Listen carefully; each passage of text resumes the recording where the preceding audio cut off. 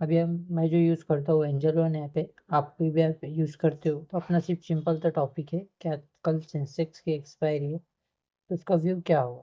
अभी अपन चार्ट पे चलते हैं, सेंसेक्स के पे भी क्लियरली दिख रहा है कि मेरा जो 1 आवर का टाइम फ्रेम है उसमें मार्केट कंसोलिडेट कर रहा है। जब मार्केट में मंडे के दिन कंसोलिडेशन हुआ था, फिर उसके बाद में एक कल के दिन कंसोलिडेशन हुआ है जबकि निफ्टी 50 की एक्सपायरी थी। उसने ये 84,482 के पास से डाउन दिया है। ठीक है, आज वेटनेसडे 1 आवर के उस पे ये यहाँ पे कैंडल है तो पूरा यहाँ पे कंसोलिडेशन ही कर रहा है अभी भी।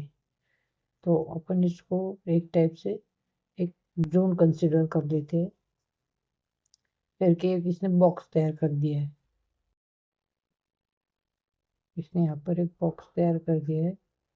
ये अपना एक रेजिस्टेंस एरिया के पास से इसको पकड़ेंगे अपन और नीचे में इसको सपोर्ट कर देंगे। अभी इस बॉक्स से जब बाहर निकलेगा उस साइड में एक मोमेंटम होगा। इस जगह सबसे ज़्यादा एसएल्स होंगे रिटेलर्स के, तो मार्केट चाहेगा इस बॉक्स के ऊपर या नीचे की साइड में जाए ताकि एक बड़ी सी कैंडल क्रिएट हो।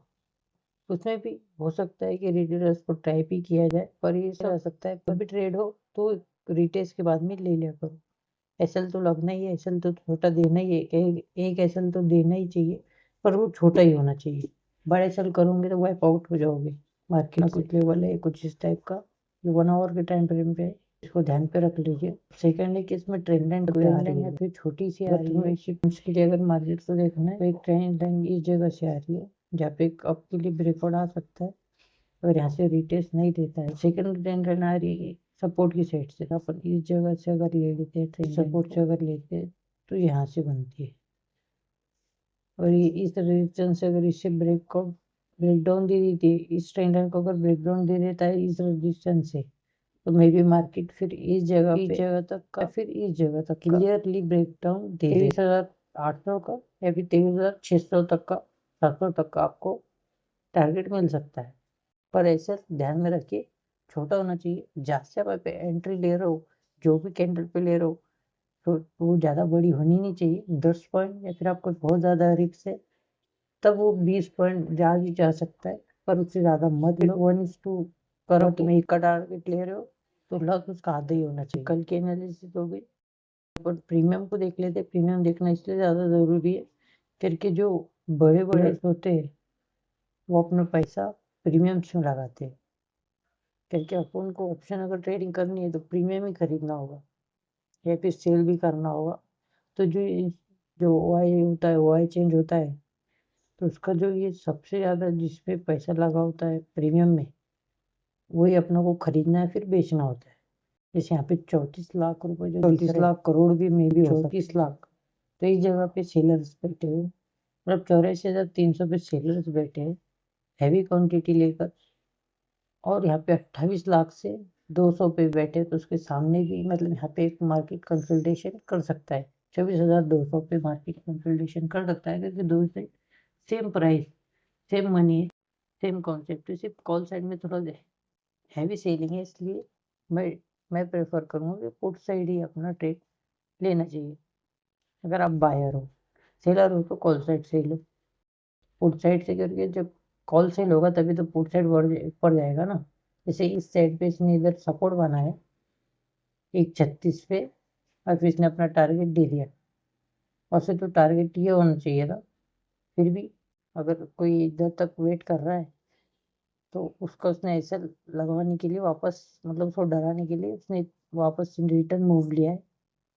फिर भी आपका टारगेट अगर एक चाहिए तो यही होना चाहिए हमेशा से 230 का, या फिर आपने जहाँ से एंट्री लिए तो उसका नीचे जहाँ पे उसने सपोर्ट बना है तो उसको ही पकड़ के आप एक 100 पॉइंट, जैसे इसने यहाँ पे अगर 132 पे अगर सपोर्ट बनाया था तो आप 232 पर ही एग्जिट कर लो, चाहे आपने बीच में ही क्यों ना कहीं पर अपनी एंट्री ली हो।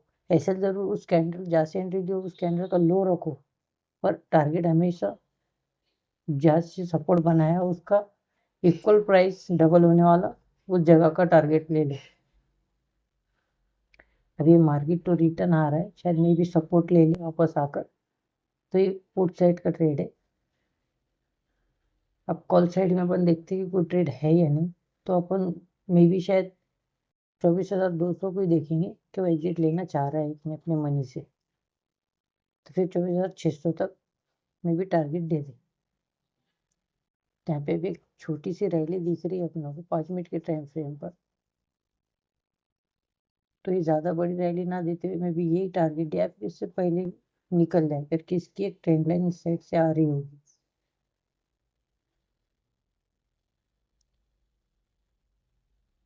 इस जगह से इसकी एक ट्रेंड लाइन आ रही होगी, तो मैं भी इसको टच करके वो फिर से रिटर्न नीचे की तरफ आना चालू कर देगा। अगर इधर से अगर ब्रेकआउट दे देता है इस ट्रेंड लाइन से, तो एक अच्छा खासा टारगेट फिर इस ट्रेड में भी मिल सकता है। फिर चाहे वो ये हो सकता है, ये भी हो सकता है, या फिर ये भी हो सकता है, मतलब एक टाइप से डबल भी हो सकता है फिर कॉल साइड के लिए। ये आज के लिए सारा है, कल अगर देखना है तो ये डिपेंड करेगा कि आज मार्केट में जो प्रीमियम है वो कैसे सस्टेन होते हैं और कल कैसे परफॉर्म करेंगे। अगर कोई भी ट्रेड, अगर कल मार्केट गैप डाउन खुलकर इस सपोर्ट के पास में आता है, ये कॉल का प्रीमियम अगर इस सपोर्ट के पास में आता है, तो मार्केट इस सपोर्ट को पकड़कर, मतलब इस सपोर्ट पर सस्टेन कर कंसोलिडेशन करके फिर ये अपना एक और टारगेट दे सकता है। मतलब इतना ना देकर इतना भी, इतना ना देकर इतना भी, मतलब कुछ ऐसे रेंज होते हैं जहाँ तक मार्केट अपना सपोर्ट का टारगेट देता है। अगर दिन अच्छा हो तो बड़ा टारगेट, खराब हो तो फिर ट्रेड वाइप आउट, ज़्यादा रिस्क पर ट्रेड ना लो, छोटे छोटे रिस्क लो, छोटे छोटे प्रॉफिट लो। बूंद बूंद से ही सागर बनता है। एजुकेशनल पर्पस के लिए वीडियो है। थैंक्स।